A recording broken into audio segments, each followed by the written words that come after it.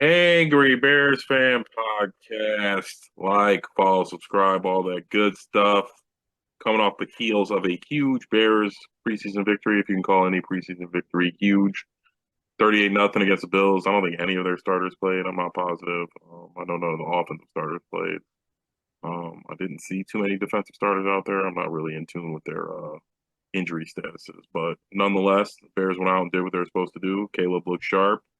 Bajent continues to look very good in the backup role. Yeah.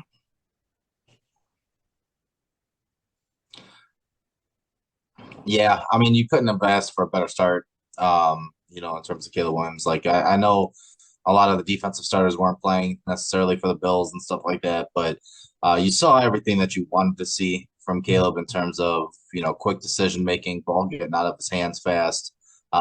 He grounded a ball on that failed screen play. There was a drop by Roma Dunze, so realistically, you could, in theory, say he was 7 of 10. 70%. That those two passes to the tight ends, to Cole Kmet and Colson Loveland, you can tell the tight ends are going to be involved in the offense quite a bit this year, which is fantastic. Um, not necessarily bring it up, but you remember how dominant the Patriots were when they both had Aaron Hernandez and Rob Gronkowski on the roster. You know what I'm saying? That I can potentially see an offense really working that way. The holes were there. Offensive line was good. The holes were there in the running game. Um, I don't know who, because Joe Tooney didn't play, but I can't remember who the left guard was that took his place, but they might have something in him. He looks pretty good. Newman, I Even, believe it was. yeah, even Benedict, looked like he was holding his own, not giving up too many pressures, the Canadian Eagle. Um, Rex he Jones looked a lot better. He was not perfect, but he looked a lot better this week Yeah, comparatively to last there week. was improvements. Getting a shutout in any game preseason or not for the defense is still, pretty good. Declan Doyle called the offense in the second half, and Al Harris called the defense in the second half.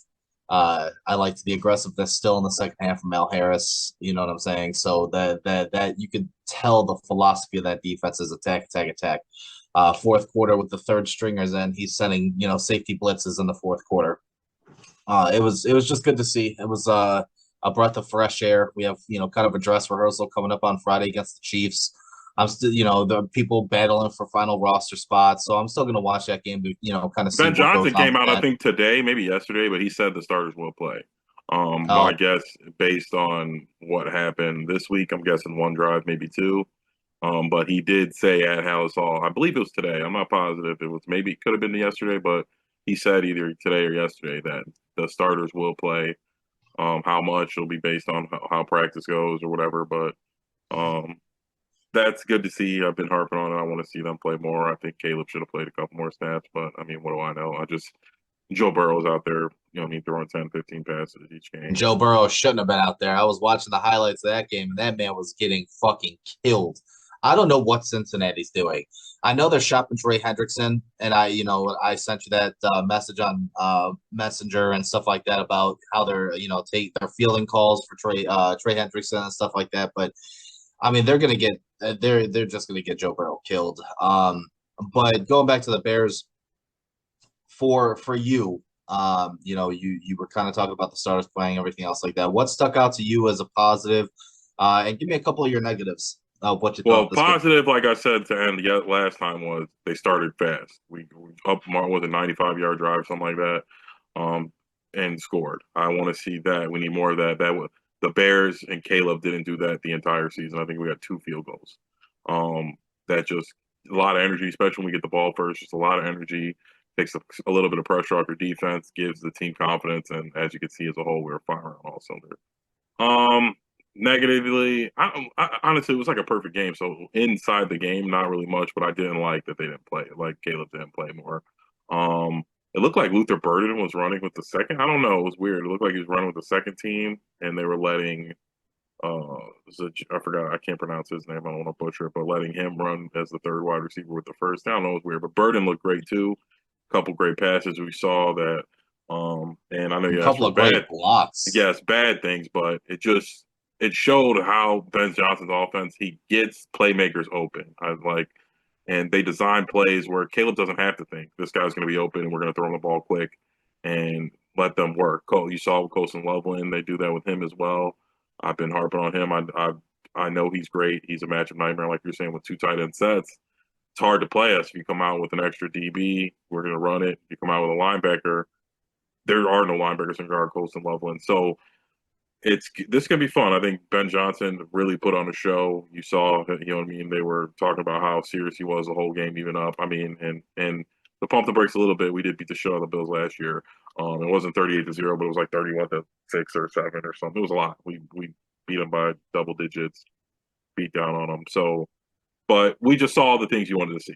The game was clean. Tyson Bagent seems to look great. And what I'm even more optimistic about Tyson Bagent, I mean, he always looks solid, but it just looks like if God forbid something does happen to Caleb, I think in Ben Johnson's offense, I think Tyson Bagent's pretty good, where it's more like I'm going to tell you what to do and do it. And I think Tyson Bagent can do that very well, where he doesn't have to be creative and he doesn't have to create his own, but just to make the reads, make the throws. And you can see that both games, second team comes in and Bagent's been good, clean 70-80% completion percentage, throwing touchdowns, doing the right thing. So that's what I like to say. But bad, I don't know why these guys aren't playing more. I don't know injury statuses and things like that. And I mean, I guess I'm biased because I want to see those guys out there. I just think we need the work. Yeah. Yeah, no, I agree. The fast start was always. I'm so glad they got off to a first start. It was a 90. It was like a 93-yard drive or Yeah, whatever not because something like that. Yeah. Tyler Scott decided to take it out of the end zone for whatever reason. And like I said, those two passes to the tight ends were great. Luther Bird was amazing. Those two, run blocks down at the goal line. He was really taking on the no block, no rock philosophy. So he's throwing, you know what I'm saying? He looks really good. I Could be really a good like pick. the aggressiveness of the defense. Austin Booker being out there on, special teams and like getting hurt. I didn't really understand that since there was really no need for him to be out there.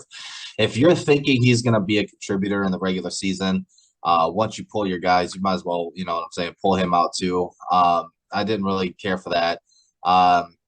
Terrell Smith, unfortunately, that Uh, injury did not look good. yeah, it was like a Non-contact. ghost. Yeah, nobody touched him, and he just So probably looking at a 20 ACL, which it's very unfortunate. yeah. Because he was looking good this preseason. He got That's one hurt of my last year too, so it's just yeah, like, I mean, I hope absolutely. knock on wood, but it's like it's probably the kid's career right there. Yeah, I mean, yeah. how many more times are you gonna get hurt, especially in ACL and you're a backup? Yeah, that was tough. I'm hoping the best. Hopefully, it wasn't any. I actually didn't see anything about it today. I was looking through, but hopefully it Play wasn't. calling, play calling was a positive for me. Just overall play calling, both on offense and defense. Offensive line held up very well. Caleb had. There was one play where pressure got through. It was a blitz. Running back really didn't pick up the blitzer all that well, but overall, you could have asked for a better look in terms of what Yeah, the offense, it's just a great game. offense looked like. It's just getting me more and more excited. A lot of the Caleb haters, national media are fucking eating their words. I mean, I know it's only one preseason game, but they never even saw the kid play in general. They were just going off a training camp, bullshit, Was a lot. prep Yeah, there was a lot of stuff stuff like coming out. that. And guys like Colin Cowherd and Chris Canty and all these fucking guys talking about, oh, Caleb's a bust, Caleb's a bust, Caleb's this, Caleb's that. Like it's so frustrating. It's like, just let the fucking kids play. He's in his second year. He wasn't even that bad last year.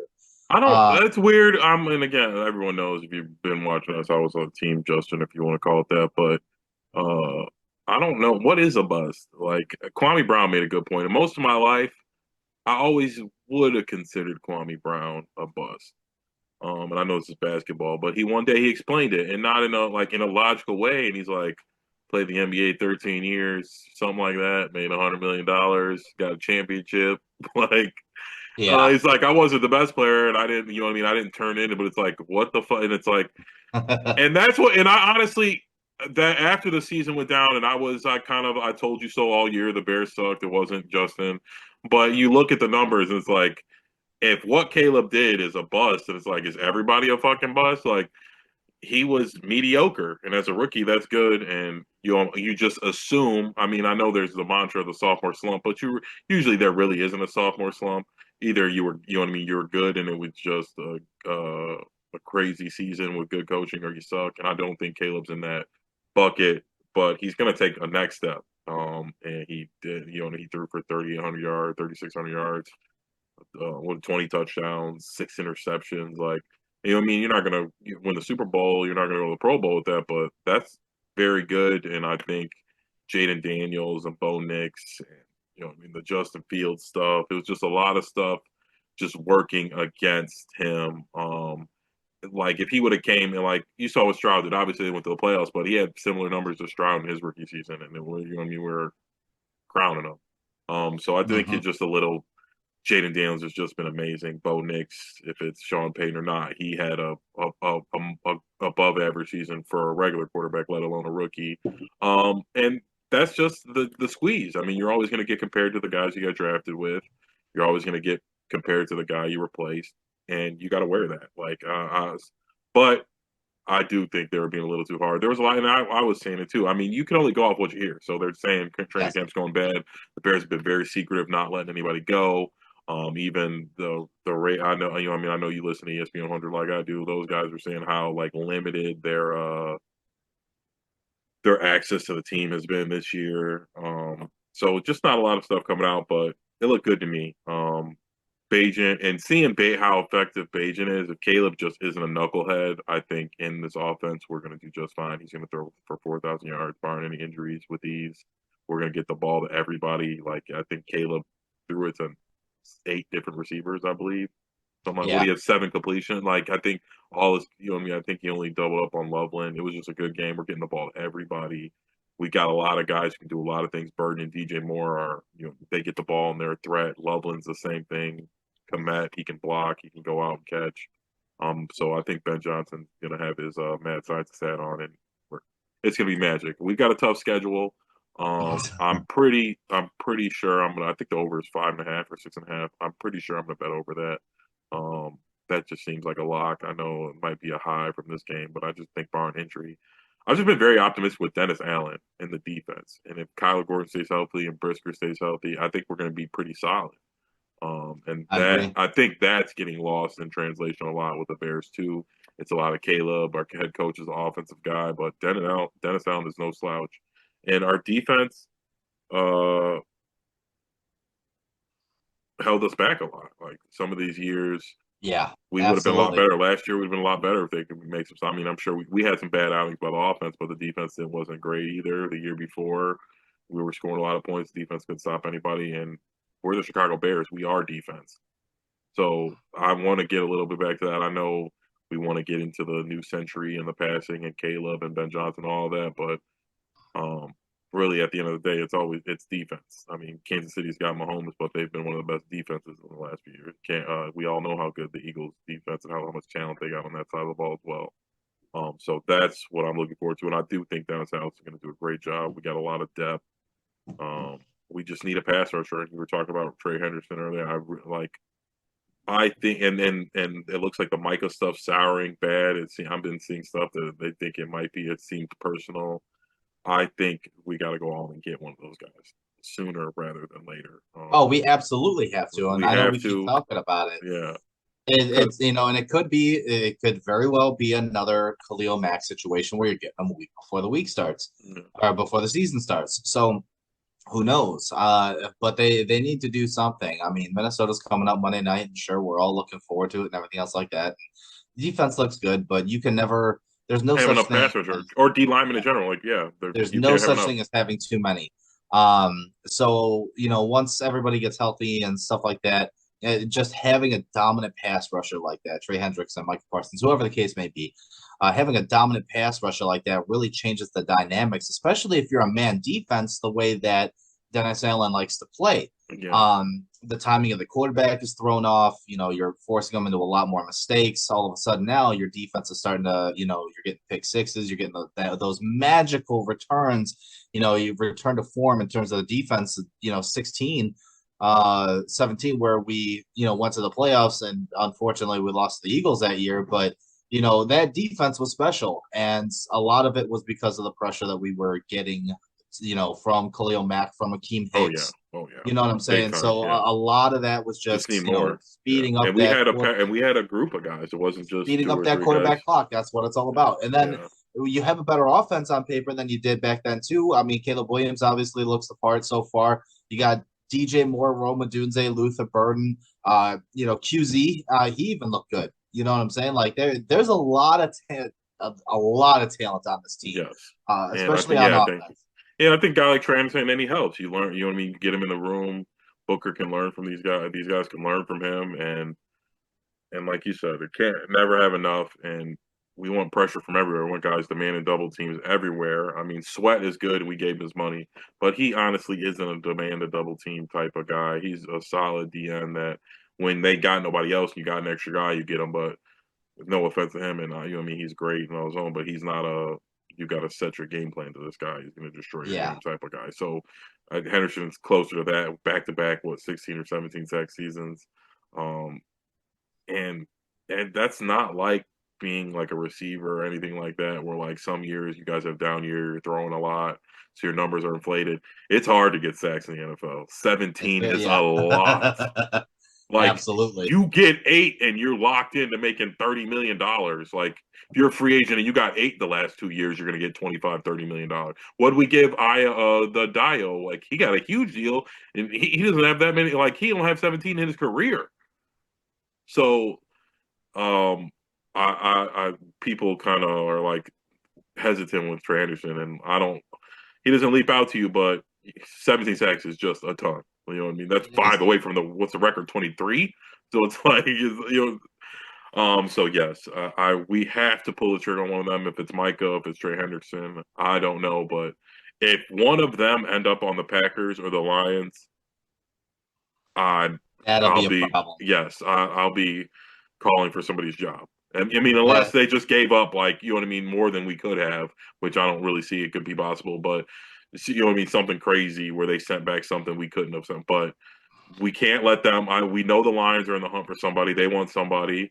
Um, the Packers are opportunistic.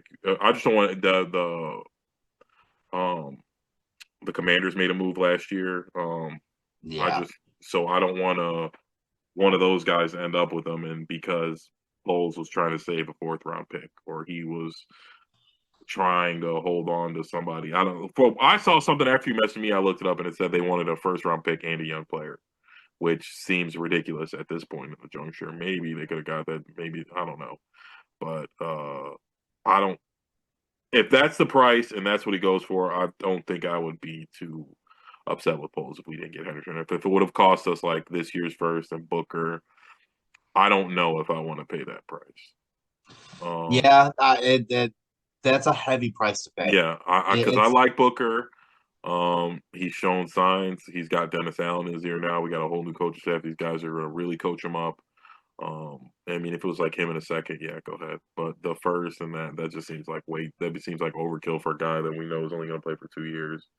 And I don't know, maybe if it was next year and Caleb's coming off a 4,500 yard season with 30 touchdowns, and we lost in the second divisional, then maybe. But do think we can't go that all. I would for Micah give them whatever they want. But Trey Henderson's just long in the tooth. And he's probably only got one more All Pro season. Maybe two. Yeah, well, I mean, one or two. It really just Yeah, depends. And you got to give him a small extension, at least guarantee wise, because yeah, that's kind of what he's looking for. You know yes. what I'm saying? So eh, eh, man, it's it's gonna be a tough, kind of get. And like you said, it all depends on what the asking price is. If the asking price is too high, like you said, with Micah, take the farm. You know what I'm saying? 3 first round picks, but that's two first round picks on the side, whatever. Doesn't matter what it is. If you have an opportunity to get a guy like Micah Parsons, you go ahead and get him, just like you did with Khalil Khalil Mack. Mack. Yes, You know what I'm saying? You go and you get it. risk It's a it. no brainer.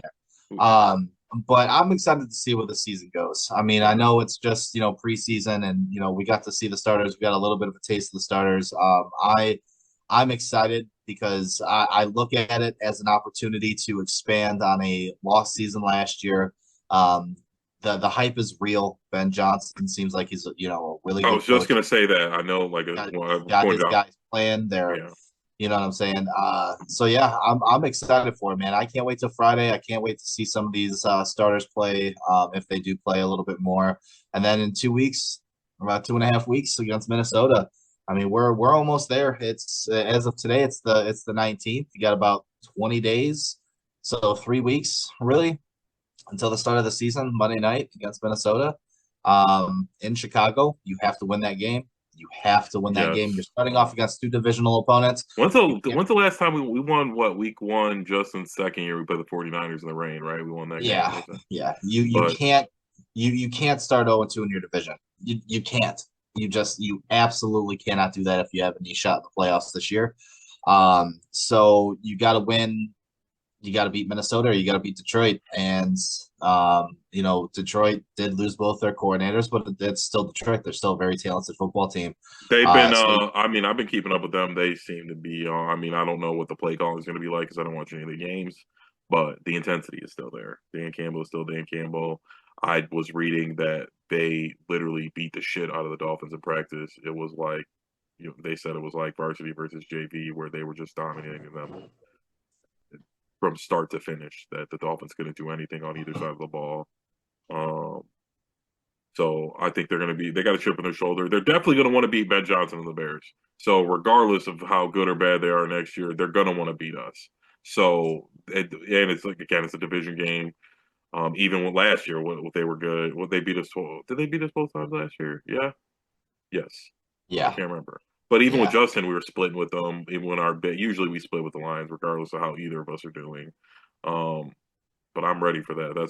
That game's got a lot of storylines. JJ versus Caleb, same draft class storylines.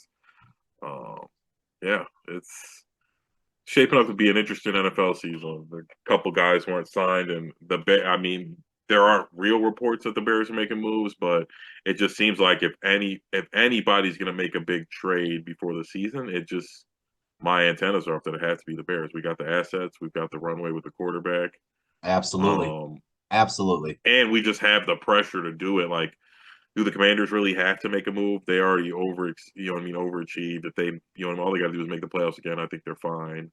Um, the Eagles can't really do anything. So I think the Lions want to do something, and I think part of us getting somebody is playing keep away from them because I think if we don't get them, I think the Lions will. But again, that was a great game. Not much to talk about how in game wise, it was just a beatdown of epic proportion. But to close out,